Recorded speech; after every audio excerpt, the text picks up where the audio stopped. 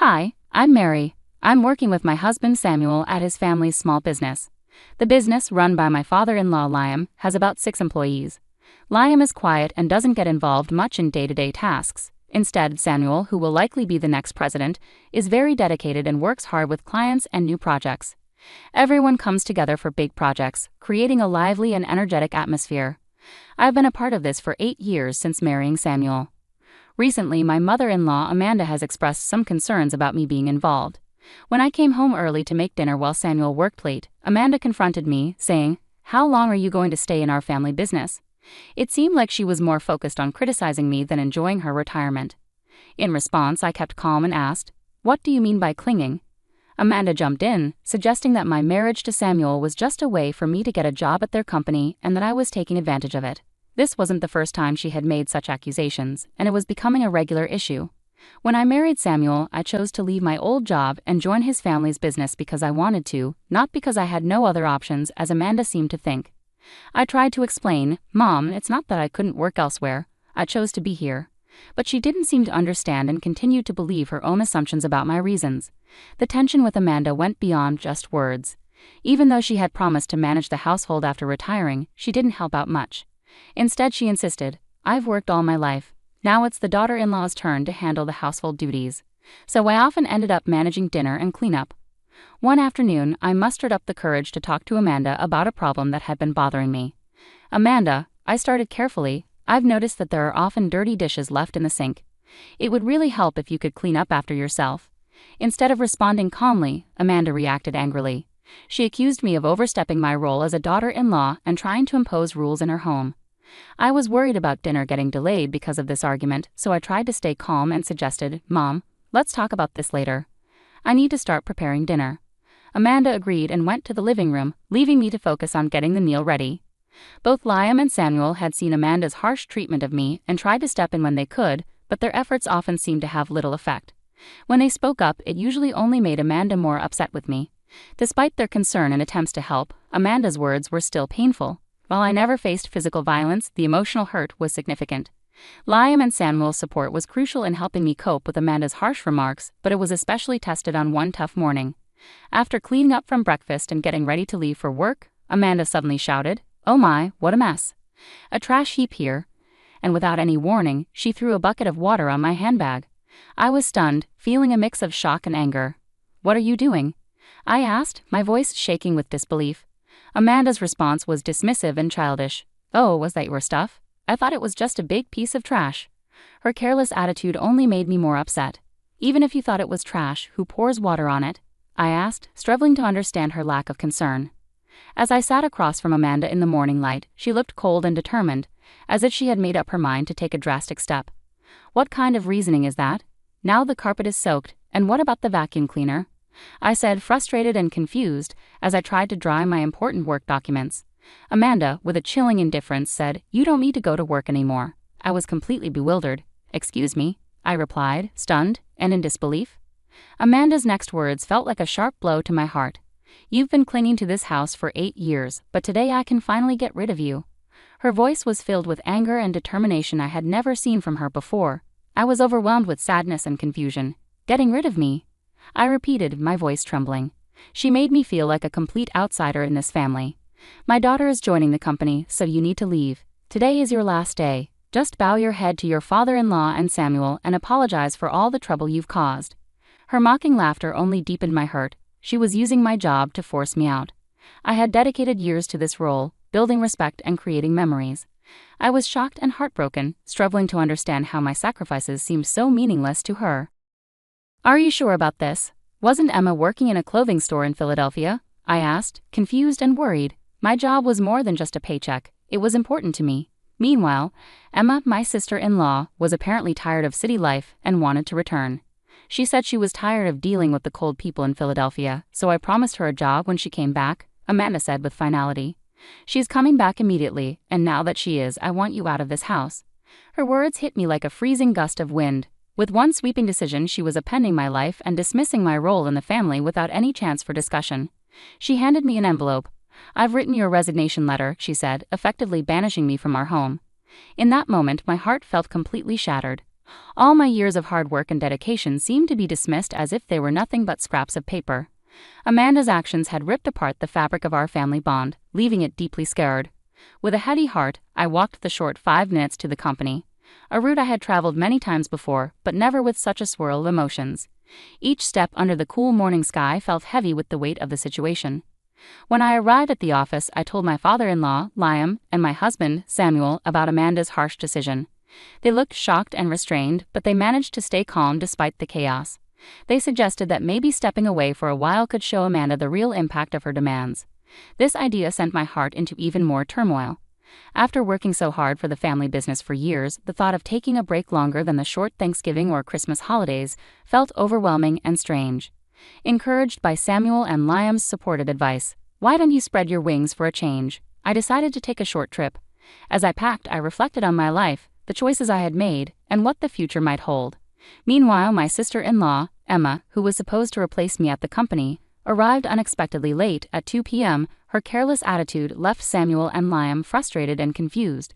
Despite their attempts to help her understand the business, Emma seemed uninterested. Hearing this made me anxious about the company's future, even as I looked forward to my trip. I left without another word to Amanda and quickly set off. As the train moved, I looked out at the changing scenery, using the time to think about my past and future. The trip gave me a chance to take a break and reflect. While enjoying local seafood specialties, I often thought about my family and the business. On the 5th day of my getaway, my peaceful time was suddenly interrupted by a tearful call from Emma. "What's going on?" "Mom said it was an easy job, just sitting in a chair, but Samuel and Dad are acting like I can't do anything right," Emma complained. Her words mirrored what my mother-in-law had probably told her, and I was taken aback. Even though I was enjoying a more relaxed pace during my trip, I knew it was time to help Emma face reality. "So Emma, how good are you with computers?" I asked, sensing her hesitation. "Well, I usually watch videos online and play games too," she replied. Her answer suggested she wasn't very skilled with computers. I asked her if she knew how to use software tools like Word or Excel. Her confused response surprised me, especially since she had worked in the Philadelphia apparel industry, where tasks like tracking sales and managing inventory would have required basic computer skills. "Can you handle calculations for sales or fill out documents?" I asked. She confidently said she could do those tasks. However, when I asked, "Can you calculate the right amount of tax?" her confidence wavered, and she answered uncertainly. This wasn't just about her math skills, but about her ability to apply them in a real business setting. While Emma might have other talents, it was clear that she wasn't sure about the skills needed for the job. Her discomfort with calculations seemed to be a big part of why Liam and Samuel were criticizing her. "It's crucial to confront the motives of my mother-in-law and her supporters who want to push me out," I said. "Since you're taking over my role, I expect you to manage the accounting tasks properly. Remember that email etiquette is important. A casual tone might work with friends, but it's not suitable for business communications. Also, you'll be responsible for scheduling staff shifts. Our team is small, but we take everyone's requests for time off seriously, so make sure not to prioritize your convenience over theirs." I advised her firmly, continuing to outline her responsibilities. I could hear Emma sobbing on the other end of the line. It was a tough conversation, but it was necessary for her to understand the reality and expectations of the role she was stepping into. Emma abruptly ended the call, clearly overwhelmed by the tasks at hand. Over the next 4 days, I took the opportunity to explore Philadelphia, the very place Emma had left. Surprisingly, I found the people there warmer than expected, which was a stark contrast to the cold-hearted nature of my mother-in-law, Amanda, and Emma, who seemed determined to push me out. A week after leaving my job, I returned to my in-laws' house. As soon as I arrived, Amanda confronted me, her face red with fury. "How dare you make my daughter cry? You won't get away with this." Amanda yelled, her eyes filled with anger and confusion. Before she could reach me, Samuel and Liam stepped in, trying to calm her down. Despite their efforts, Amanda's anger showed no signs of easing. Samuel explained calmly but firmly, "Emma is upset because she was scolded for trying to boss around her employees, even though she doesn't know how to do the job properly. It's not Mary's fault. Besides, Mary hasn't been here for a week, so she couldn't have upset Emma." Amanda shot back emotionally, "It's because of her. This woman is the reason for Emma's troubles. She accused me without any real basis." "Where is Emma, by the way?" I asked, looking around the room. She was nowhere to be found, adding to the mystery. "It's odd. Emma has nowhere else to go since she gave up her apartment in Philadelphia. I assumed she'd be here," I said, puzzled. Samuel then shared, "Emma's locked herself in her room. She's been crying and doesn't want to go to work anymore. She's overwhelmed because she doesn't have the skills needed for the job." Amanda was still upset and accused, "You've been turning Samuel and Liam against me. They wouldn't say the company is doing better with you instead of Emma unless you made them think badly about her." Samuel sighed deeply, clearly tired of the family drama and his failed attempts to clear things up. "Mom," he started again, trying to explain, "it might sound unusual, but Mary is really good at her job. She's certified in bookkeeping, she's great at secretarial work, and she even studied Spanish abroad. She manages all the multilingual communications at the company." He said this proudly. Amanda looked surprised, obviously not knowing about my qualifications and what I had done. "That sounds like something from a TV show," she mumbled. Thinking back, I shared that in college I was so focused on getting various certifications and studying that I barely had time for social activities or romance. It was during this time that I met Samuel when he visited my company for business. I found myself telling the story of how we first met, hoping to clear up misunderstandings and show the reality of our lives.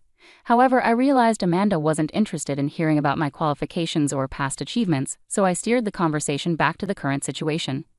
In short, I took care of many different tasks at the company, like accounting, scheduling, talking with other companies, and managing employee shifts, I explained, describing my wide range of responsibilities. Samuel added, "The work environment has been much better since you became less involved, Mom." Amanda was visibly surprised by his comment. At that moment, Liam, Samuel's father, chimed in with unexpected news. "We're thinking about closing the company soon. Emma made a big mistake. Instead of preparing some important documents, she decided to answer phone calls because she thought it would be more fun. While we were away, she was rude to an important contact from another company, which could cause serious problems." I was shocked and covered my mouth with my hand. "I can't believe Emma would do something like that," I murmured, feeling disbelief and fear about how her actions could potentially ruin the company. While I was worrying about everything that was happening, the situation took another unexpected turn. When I explained our situation to the president of the other company, he suggested it might be time to think about merging our companies. He was interested in taking over our family business. Liam continued, "This was unexpected but hopeful news. A merger could help stabilize our customer base, which Samuel has been working hard to achieve through his efforts in sales." This news was a relief to Samuel and Liam, but not to Amanda. She suddenly objected, "That's not acceptable. Samuel should become the president.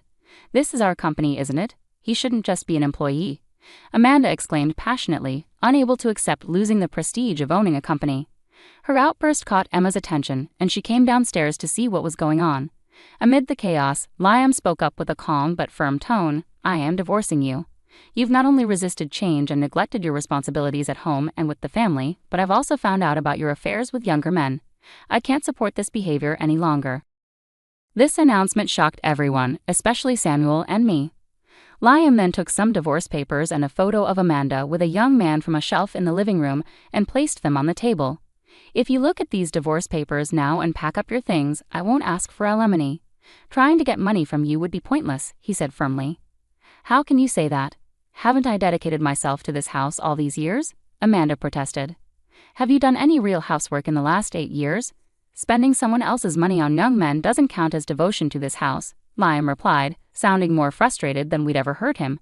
This was the first time we saw this stern side of Liam, who was usually mild-mannered, as he addressed the deep-seated issues in the family.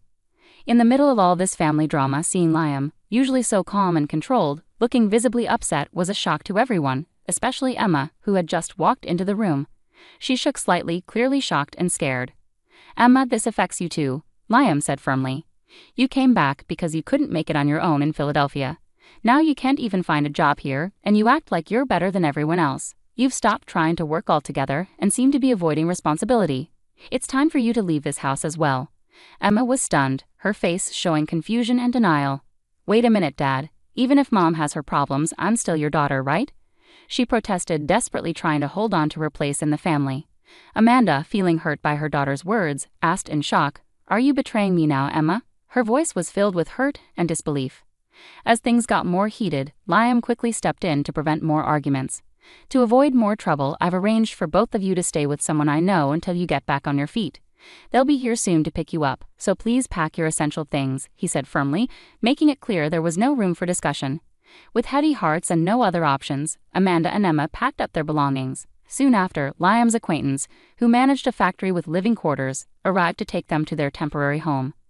Meanwhile, Samuel, Liam, and I used this time to inform our employees about the upcoming merger with a larger company, preparing them for the changes and challenges ahead. During these big changes, I found out I was pregnant. I shared the happy news with the president of the company acquiring ours. He was excited and promised to find a suitable replacement for my position to ensure a smooth transition. With the promise of new opportunities and the excitement of our growing family, Samuel and Liam threw themselves into their work even more, motivated by the bright future that lay ahead.